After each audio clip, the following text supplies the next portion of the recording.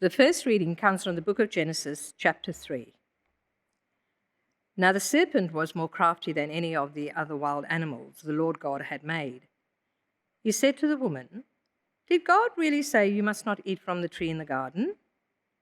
The woman said to the serpent, "We may eat fruit from the trees in the garden, but God did say, you must not eat fruit from the tree that is in the middle of the garden, and you must not touch it, or you will die." "You will not certainly die," the serpent said to the woman, "for God knows that when you eat it from your eyes will be opened, and you will be like God, knowing good and evil."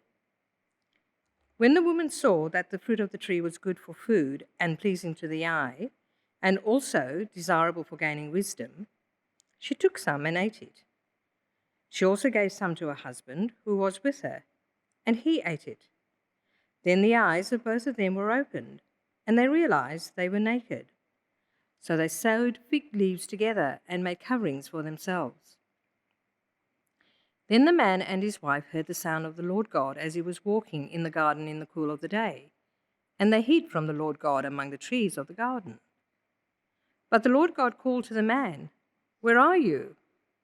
He answered, "I heard you were in the garden and was afraid because I was naked, so I hid." And he said, "Who told you that you were naked? Have you eaten from the tree that I commanded you not to eat from?" The man said, "The woman you put here with me, she gave me some fruit from the tree, and I ate it."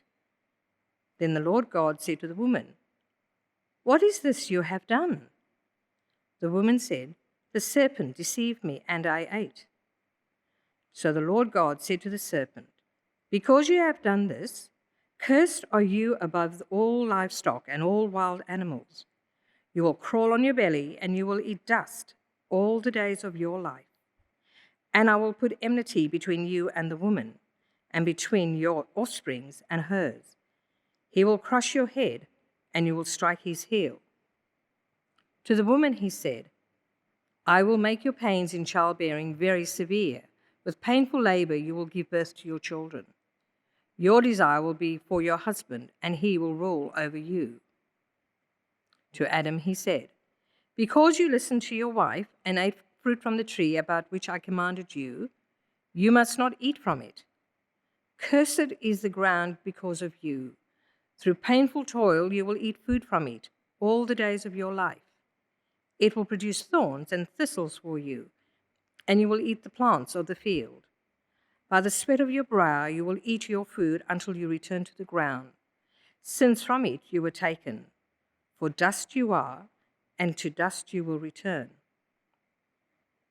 Adam named his wife Eve because she would become the mother of all the living. The Lord God made garments of skin for Adam and his wife and clothed them. And the Lord God said, "The man has now become like one of us, knowing good and evil. He must not be allowed to reach out his hand and also take from the tree of life and eat and live forever." So the Lord God banished him from the Garden of Eden to work the ground from which he had been taken. After he drove the man out, he placed on the east side of the Garden of Eden cherubim and a flaming sword, flashing back and forth to guard the way to the tree of life. The second reading comes from the book of Psalms, Psalm 2.